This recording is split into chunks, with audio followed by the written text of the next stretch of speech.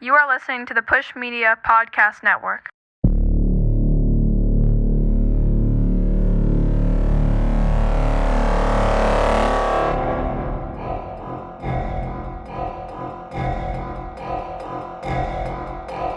This is good shit.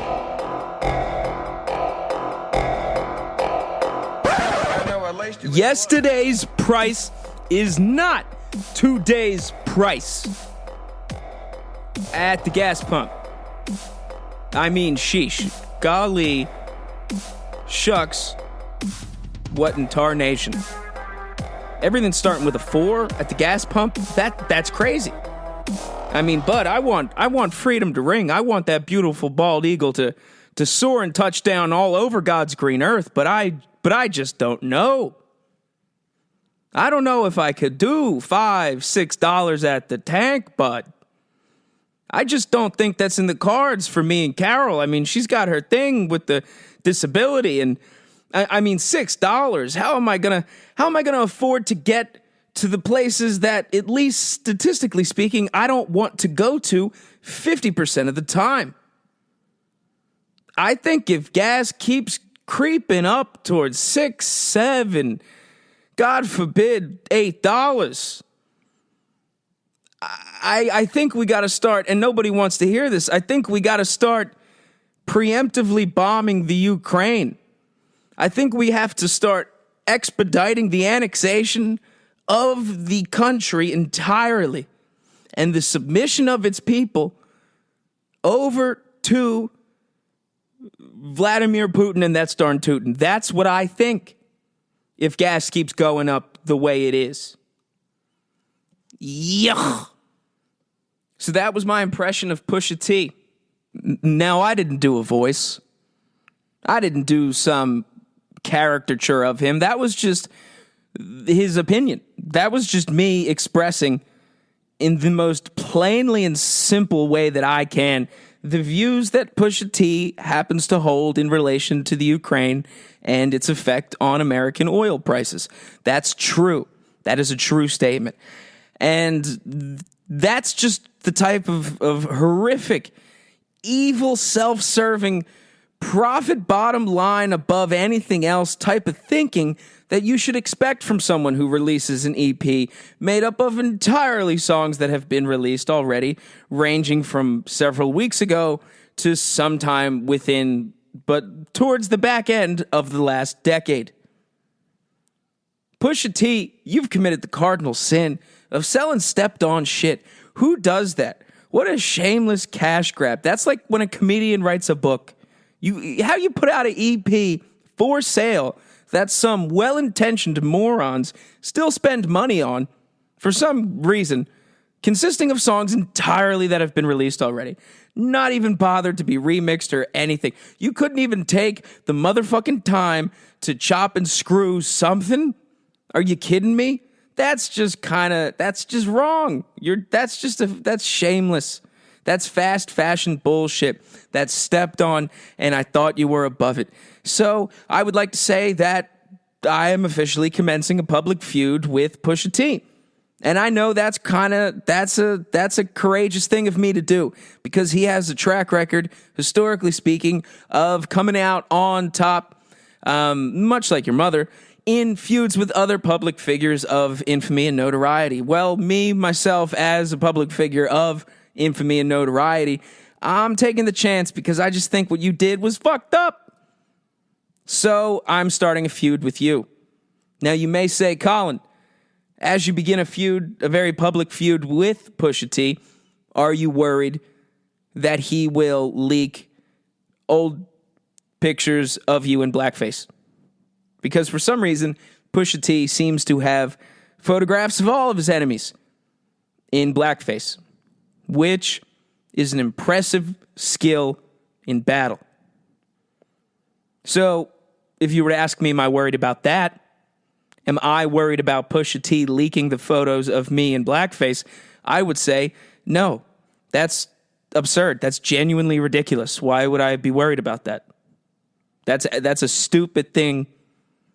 Why would you think that? And I know I don't have a kid that I'm hiding from the world to roll out in conjunction with my album. So I got nothing to lose, Push. You fucked up. You picked a battle with the wrong guy. And now begins a public feud that will rival the likes of J. Cole, Diggy Simmons. Dare I say. What happened to that boy? Shameful. I don't know how you sleep at night. So that's what I have to say about that. Pusha T supports a loss of life in the interest of oil prices here in America. That's the big news story here at the top of the hour. And he sold an EP under false pretenses, and I'm a little tight about that. Maybe what I said went a little too far, so what I'm going to do is add the word allegedly after the statement that Pusha T supports bombing the Ukraine in the interest of oil prices, allegedly. Because if you use the word allegedly, it's kind of like the legal equivalent of your signature. It's this magic spell that we pretend makes everything okay. If you say allegedly, you're allowed to say whatever the fuck you want, and it's not libel. It's kind of cool. Same thing goes for a signature. You could fake everything under the sun, but somehow your word vomit that you do with your shaky Parkinson's masturbating hand creates the apex of cryptology that cannot be forged by anything at all. It's kind of weird if you think about it. So allegedly, Pusha T is a war criminal. In other news, I still haven't seen Black Panther. And that decision out of me has aged tremendously because Ryan Coogler tried to rob a bank. You know, allegedly. Ha! Hoo-hoo! Walla walla bing bang, motherfucker. Allegedly, Ryan Coogler tried to rob a bank. Now, he didn't actually try to rob a bank. That's me just, being a silly little goose. Birds of a feather flock together. More on that later. Duck, duck, no. But Ryan Coogler pulled up. He was in Atlanta, right? And Ryan Coogler, if you don't know, he is the guy who directed Black Panther, which is a movie I famously still haven't seen. Fruitville Station, Creed. He's a hot director. He's a big thing. He's a big deal. But here's the thing about being a big deal or a big famous, hot up and coming director is no one really fucking knows who you are, buddy. Ain't nobody know who the fuck you is. Who that shit at? Ain't nobody know who you are. Ryan Coogler. Do you think, honestly, genuinely look inside yourself when I ask you this? Would you recognize Ryan Coogler? How many of you have walked by Ryan Coogler and not known it? How many of you have ever walked by anybody at all and thought, there goes a famous film director? How many of you know what a film director looks like? If I were to ask you, who's Steven Spielberg and who's Bernie Madoff, how many people genuinely do you think get that answer right? I don't know if that was offensive, or I'm not trying to be offensive with that. I genuinely am just doing it based on physical appearance.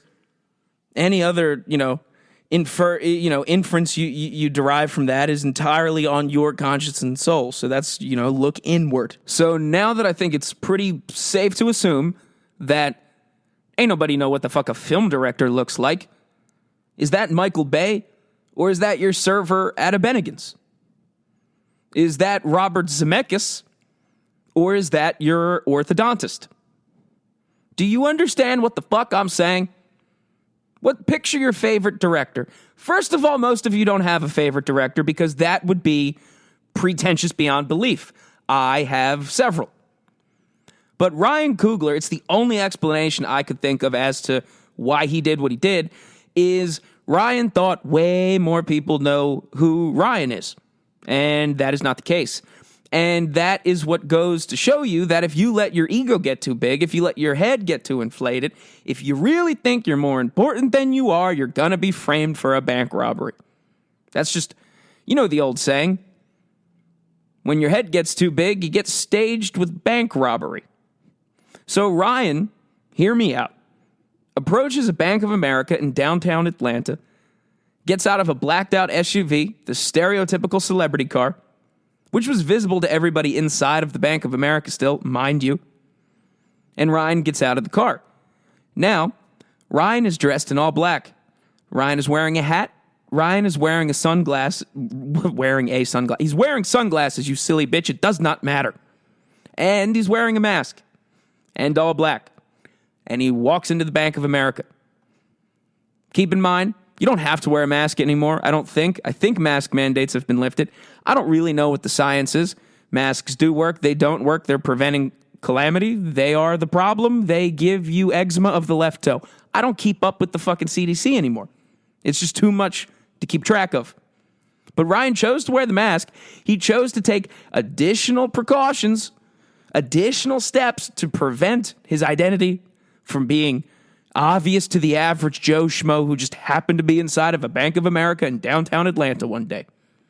And then he makes even fucking dumber decisions, if you can believe it or not. So fucking Ryan approaches the bank teller, approaches this poor woman, this pregnant woman, mind you, that's a part of the story. And instead of saying, hey, I'm Ryan Coogler, I would like to withdraw $12,000, which is a very weird amount of money. It's an amount of money that's either a payment or an amount of money which was to be distributed amongst an even number of homies/acquaintances to spend at King of Diamonds or one of the popular Atlanta strip clubs. I don't know. I mean, they love me down south, but I'm not out there like that. I kind of find the whole strip club situation deeply and intrinsically sad. But I digress. So Ryan approaches this bank teller and hands her a note. You heard me correctly. He didn't say a thing. He didn't say a word. He handed her a piece of paper. And on that piece of paper, he had handwritten a message saying, I would like to withdraw $12,000. Please count the money somewhere else so you can be discreet. Now, I'm not one to play the race card because I don't think I'm allowed to do that.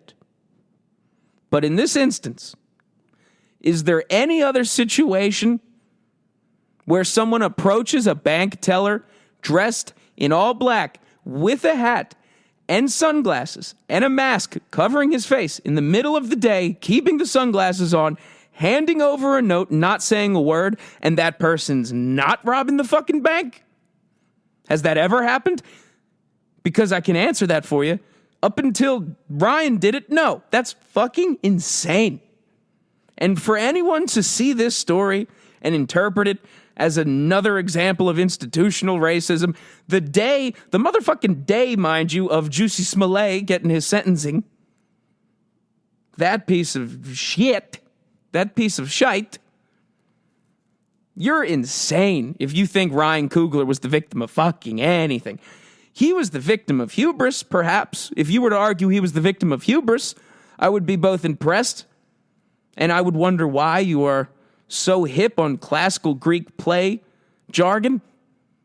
And then I would say, good, you actually are one of the few rational people left. Because if anyone thinks that lady, that pregnant lady, that hormonal pregnant woman who worked at a Bank of America, that woman had to spend her days behind a desk hoping that A, she didn't get robbed, and B, doing everything she can to just push down the fact she works for a company who's run by one of the 13 families that run every part of the world and made up entirely of incestuous princes and princesses who've done evil and horrible misgivings and shot lions and taken pictures of it, and yet they cut their check because she needs to feed her kid and she got another one on the way. If you take issue with that woman at all for just saying, hey, boss, I think this guy here I got in full mask covering his face asking for $12,000 in cash with a note. If you think that woman is wrong for telling her boss, hey, this looks suspicious, motherfuck you. And I have a question. What would you do if your son was at home crying all night on the bathroom floor because he's hungry and the only way to feed him is to work for a company that participates in satanic rituals in some forest in Germany somewhere probably? So naturally, this woman, God bless her soul, alerts her boss, please come handcuff Ryan. Whole situation clears itself up, and Ryan, literally, not kidding, Ryan said, the situation has been resolved to my satisfaction, and to his credit, he hasn't yet played a race card on the situation. He hasn't said this has happened to me because I'm black. So I credit him on that. But who can also collectively motherfuck themselves would be every single media outlet that reported this story so clearly in the slant that, hey, look, another example of why we all as Americans are fucking assholes and suck and hate each other. I take exception to that. I'm an American. I hate some people, and I have been called an asshole. But I still think I'm a pretty good guy. And this might be crazy. I think most people are pretty good guys. I don't think we're really as fucking awful as we are being told. So when you see a story so slanted and presented in a way that is really honestly just intentionally trying to make you feel bad, make people who are not even fucking related to this story at all feel like they are somehow orbiting the problem that has just systemically affected every generation. Fuck off. Fuck all the way off. We got people like Juicy Fruit Smollett actually causing division. Actual sociopathic racists who are promoting division so successfully. We have those people. And yet we're getting tricked into putting all this effort into the wrong shit. Ryan Coogler thought he was way more famous than he was. He didn't want to be mobbed by nobody in reality while at a Bank of America on a Monday afternoon. His crazy, fucking convoluted, delusional head let him think, I will be mobbed. I'm Ryan Coogler. People know what I look like. I will stand out in Atlanta, you fuck. So I need to cover my face, go the full 9 yards, do the whole Hollywood shit. But he became so delusional and his head went so completely far up his own ass that he forgot where the fuck he was. And clearly the obvious, dude, you direct fucking movies. How do you not think someone walking in a bank dressed in all black with a hat and sunglasses and a mask is not robbing a fucking bank? I haven't seen Black Panther. I don't know if it has anything to do with robbing a bank. But I would assume if you got to make Black Panther, you've probably seen movies where people have robbed a bank, and they've probably looked a whole lot like what you did when you just went in to withdraw money but didn't want to be caught doing so. It's Ryan's fault. It's not this woman's fault. It's Juicy Smollett's fault. It's Juicy Fruit Smollett's fault. He's a bad guy. He got sentenced. Well, we'll fucking talk about that. I don't give a shit about Juicy anymore. I really don't. I actively and it's a decision from me to not give a shit. When I first heard about the story, I pat myself on the back because I'm pretty sure I first read it and was like, I don't know. Seems a little suspicious. And that's coming from someone who is a huge fan of Empire. Psych, could you imagine? Juicy gets sentenced, finally, fucking almost 3 years, I think, after the original incident, after wild turns in the story, has finally been sentenced to 150 days in jail and some probation. And this fucking high school theater kid, this theater major fuck, oh my God, was it bad. After he receives sentencing, he stands up like it's fucking, oh my God, like he's Jack Nicholson and Tom Cruise and A Few Good Men. Like he just stands up and oh my God, he goes on this speech about how, Your Honor, I respect you, but I did not do this. And the people of the LGBTQIA, ABCDEFG, HIJK, LMNO, PQ, STUV community have been subjugated. Like he just went off on the weird. It literally felt like he was doing a parody of himself in a weird way. It almost felt like he was being so ironic it became sincere again. And then I realized I am watching the actual sociopathy of a fucking psychopath. What you are watching is someone successfully convinced themselves that a lie is reality. And on one hand, it's kind of impressive. I can understand the thinking, especially if you're an actor, if that's your fucking job. But what we really need to put a fucking halt to are theater majors thinking they're part of the Chicago 7. Juicy Smollett, I'm trying so fucking hard not to give a shit about it. And I know that doesn't really make sense, but I fucking just don't want to anymore. I think a solution to him and all problems of a similar ilk are just not giving a shit anymore. The best way to handle that attention whore, that fucking milk dud of a person, that theater major, that Captain Hook of high school, the way to handle those people is to not give them attention. And since most people have made it abundantly clear just how easy and non-discerning they are when applying their attention to something, a solution to the truly fucking retarded people in our society would be avoiding them. And I realized if you just clipped that sentence and cut that out, that sounds significantly worse. I am not saying we should avoid the mentally handicapped people. We should cherish them. They are part of society. We should keep them at arm's distance, though. No one wants to catch anything. But when I say retarded, I mean people who are truly mean-spirited. It's not people who are mentally handicapped.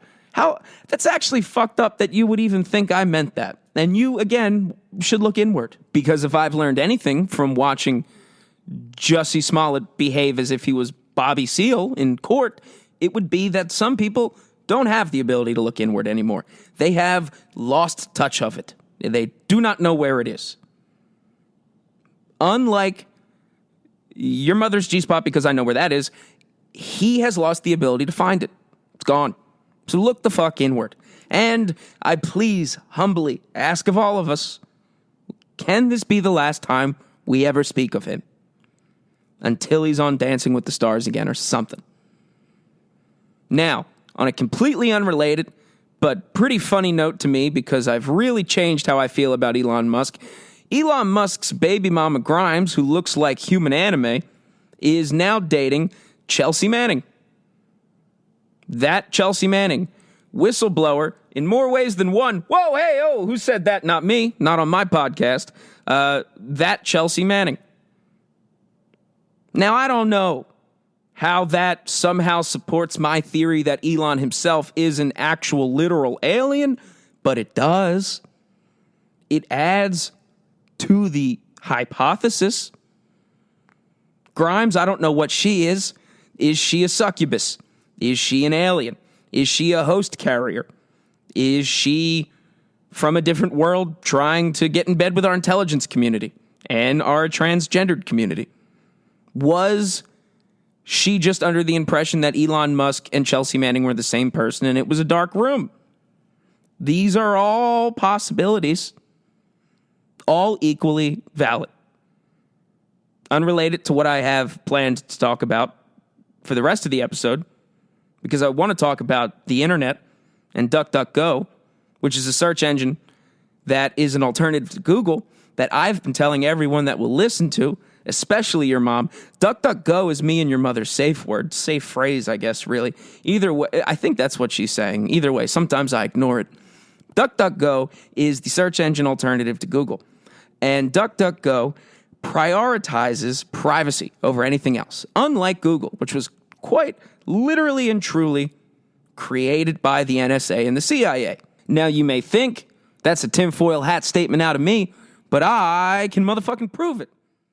But before we get to that, let's talk about the CEO of DuckDuckGo.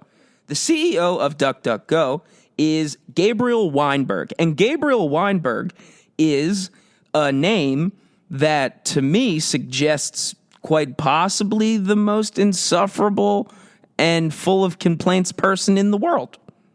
Is there a more whiny and bitchy sounding name than Gabriel Weinberg? I don't think so. I don't think he's had anything good to say, ever, based on his name. But apart from my prejudices, Gabriel tweeted, "Like so many others, I am sickened by Russia's invasion of the Ukraine and the gigantic humanitarian crisis that continues to be created from it. At DuckDuckGo, we've been rolling out new features designed to combat Russian disinformation and downrank them from search results." Now, this is motherfucking crucial. This is crucial for a lot of reasons.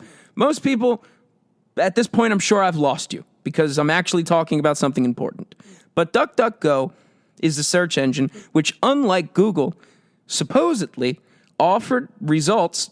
And we'll just, if you're really that stupid, I'll explain. So you know when you go to Google and there's a bar and you type in your stupid question and then you get a bunch of lists that might have links to your answers. When you do that on Google, the results that you get are literally based on all of the previous web activity and traffic and history logged on your computer, on your phone, and anything else that had your Google account signed into it. So, if I go to Google and I type in pizza, and you go to Google and you type in pizza, and we're both standing in the same exact room, we will get different search results because I ordered pizza with pepperoni on it once, and you ordered pizza with sausage on it once. Now, if you have a noodle in your noggin, I'm sure it's starting to dawn on you the implications of just how fucking scary that is. The alternative to that grim reality we've all been participating in unbeknownst to us would be DuckDuckGo. Now, DuckDuckGo looks exactly like Google. I encourage all of you, if you can right now, go to DuckDuckGo.com.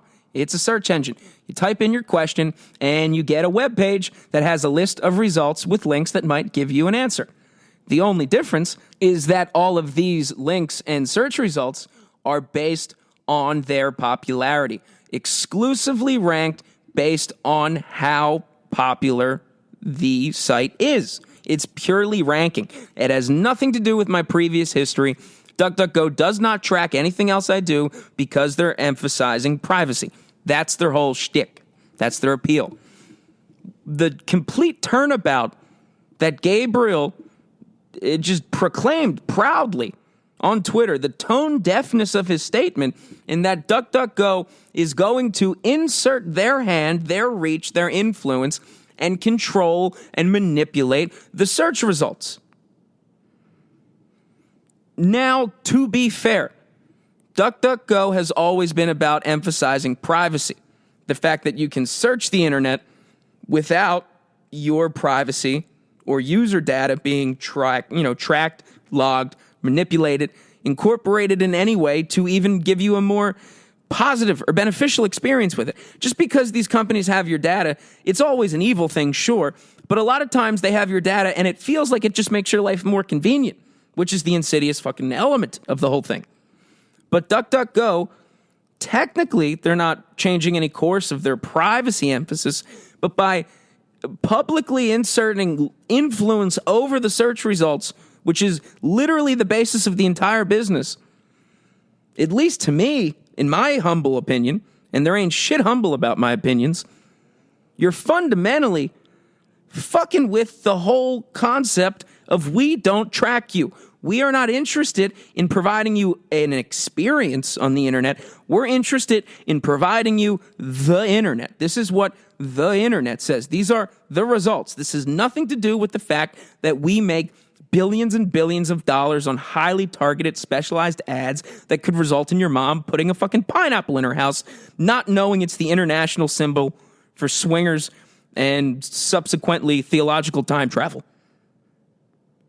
I might have lost you there, but I don't give a shit if I did. Because, actually that was a little mean. I do give a shit if I lost you.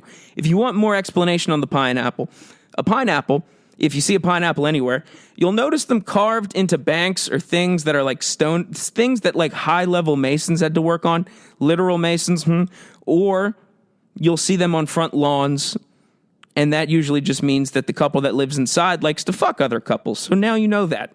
And hopefully I got you back if I lost you when I said I didn't care. Don't listen. You know Colin cares. That's just what it is. But DuckDuckGo, which I thought was the solution to Google, I thought DuckDuckGo was trying not to be evil. And yet it sounds like they're kind of undercutting the whole thing.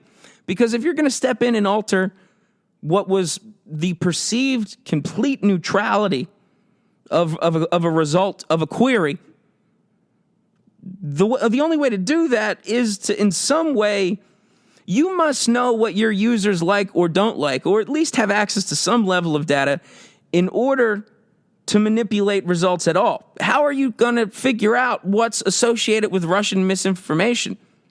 How have you logged that? I thought anyone who uses DuckDuckGo, there is no logging of the activity. Do you see what I'm saying? It's a real slippery motherfucking slope. Duck fucking up. And I've been passionate about DuckDuckGo. I'm Colin Coyle, and I've been clean from Google for 18 months. Hi, Colin. I got off Google's teat about, almost 2 years now. I don't have a Gmail. I don't have Google installed anywhere. I don't use Chrome. On my phone, I go to the internet, DuckDuckGo pops up. But now I got a fucking conundrum on my hands because I might have to change that. But you don't want to use Google. And now I'll explain why Google was just clearly funded and created by the CIA and the NSA. That's actually real and true. You may think it's a wonderful origin story, but ask yourself, how much do you know about the story of Google? Which is weird, right? Because Silicon Valley, all of the real tech giants, you know all about the companies. You know the origins. You know the CEOs. They're almost like fucking professional sports teams. You know Facebook or Meta, I guess. I'm not going to call it that because Mark can suka la mink. But you know the story. You saw the fucking movie. You saw the movie. You know Amazon and Jeff Bezos, who's, shooting tea on the moon right now. You know Bill Gates, you know these characters and then these people. What do you know about Google? You may know Sergey and Larry, but then what? What else do you know? Do you know any charming or quaint little stories about how this little startup that was working out of a garage in Silicon Valley became the de facto, for a lot of people conceptually, the internet? I don't think you do. That's a little weird, isn't it? You don't know shit about any of that, do you? So while you're considering, wait a minute, do I know anything about the story of Google? I will explain to you the origin of the NSA and the CIA fucking around in Silicon Valley, because it dates back to the 1970s. And there's a paper trail leading directly to Sergey and Larry in 1995. All the way up until the early 2000s when they left Stanford and created Google. So, the NSA and the CIA have been involved in Silicon Valley since the 70s because they understood the importance of user data and the intersection of private and public sector, and using user data in a way that could be both beneficial to society and just, the general populace, and also be just as motherfucking advantageous to the NSA and the CIA at the same damn time. Waka flocka. And in a way to do that, as the CIA and the NSA went through various directors over the course of years and technology evolved, there were various initiatives in both departments to facilitate a partnership between developing tech, the people developing that tech, and the intelligence community. And in 1995, the most successful incarnation of this initiation towards, combining user data in Silicon Valley became known as the Massive Digital Data Systems Project, or the MDDS project. This was first introduced by the NSA, the CIA, and a collection of the nation's top computer scientists, professors, people from Stanford, Caltech, MIT, Carnegie, Harvard, all this shit. People from the CIA, NSA, DARPA. All of these people got together in 1995 in San Jose, California. Interesting. Fucking interesting to me. To you, I'm assuming the San Jose part doesn't mean anything. To me, it just makes me go, fucking course. So, all of these guys got together at, I'm assuming, a Marriott, because they're owned by the Mormons. You know what it is.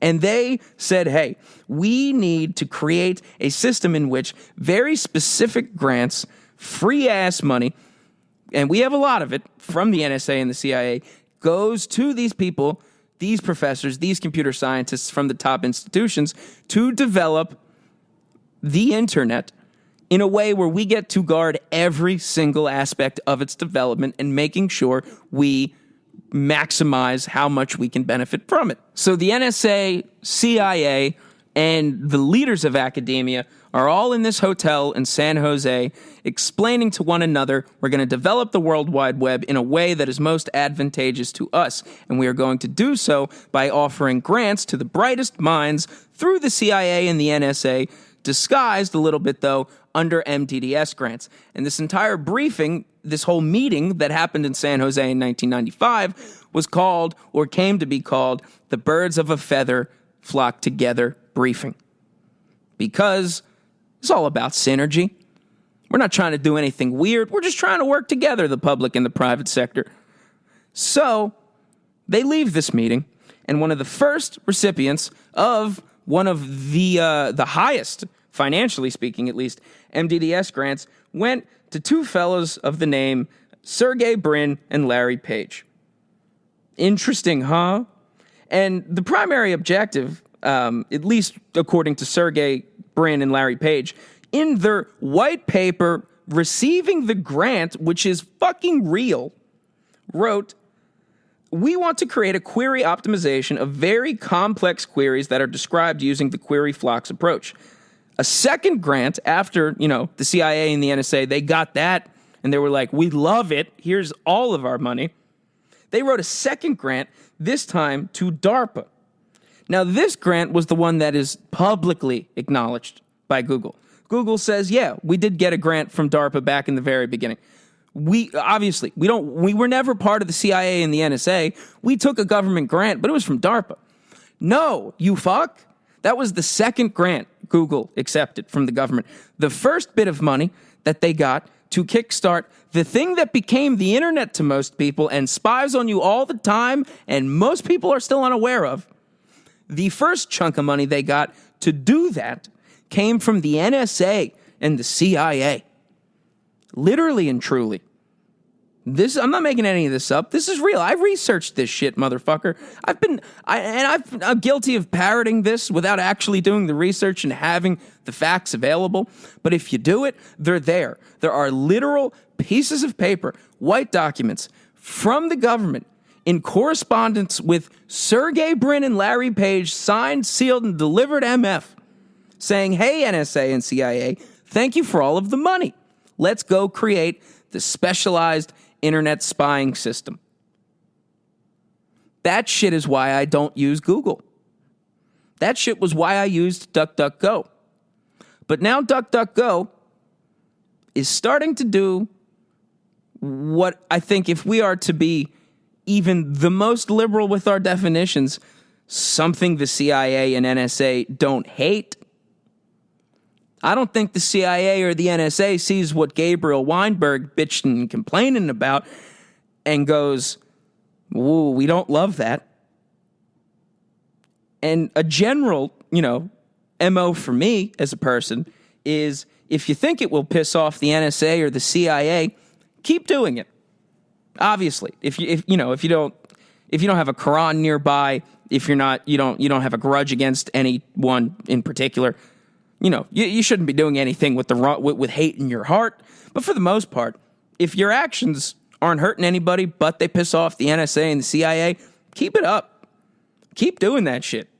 I'm generally probably a good thing, because the CIA used to just be Nazis. That's a fact. That's what it is. And the NSA, most people really only know what the NSA is because of Edward Snowden. Edward Snowden can suck my dick. He's a Russian spy. All right? Edward specializes in internet manipulation. Edward, 2 weeks ago, tweeting about Russia's potential invasion of the Ukraine is probably not likely. Then Russia bombed a children's hospital, you fuck. All right? Edward Snowden, he loves to tell everyone, hey, Google's really bad. Google spies on you. All right. Now, if what he's saying is true about Google, and it is, you can research it. That is true. But just because you are somebody saying a true thing does not make you a good person. Truth and the person saying the truth does not equate to moralism. And once you come to your senses and you realize, Edward's a gosh darn Ruski spy, I mean, it's obvious as shit. Once you see those two, you got to stop and think, why would Russia, under Putin and subsequently Snowden, evidently, why would Russia be using Snowden to point out truth? Because the CIA and the NSA and Google do spy on us. That is true and that is bad, and we should hear that. But why would our enemy be saying that? I don't have a good answer, and I know my tone suggested I had one. I don't. It's perplexing, it's befuddling as a bitch to me. I don't know. My gut reaction when I don't know and talking about Russia and our government is usually MK Ultra. Pretty safe bet. And this war, and I don't even know if by definition it's a war yet, but something's happening, and it feels very purposely confusing. Even to the people really trying to discern and who are generally pretty objective when doing it. Why would the bad guy be telling us stuff we already know that is, it's like the bad guy's doing some good thing. And anytime a bad guy does something that seems good, it's just to do something more bad later. A lot of it's very, very simple. And I know I just said how confusing it is, but it's very simple. It can be both. It's usually both. Chelsea Manning would agree with that statement, I would imagine. But, since we find ourselves in a very confusing time in which we all know we're being spied on and all of our decisions being tracked, I guess my advice would be, look inward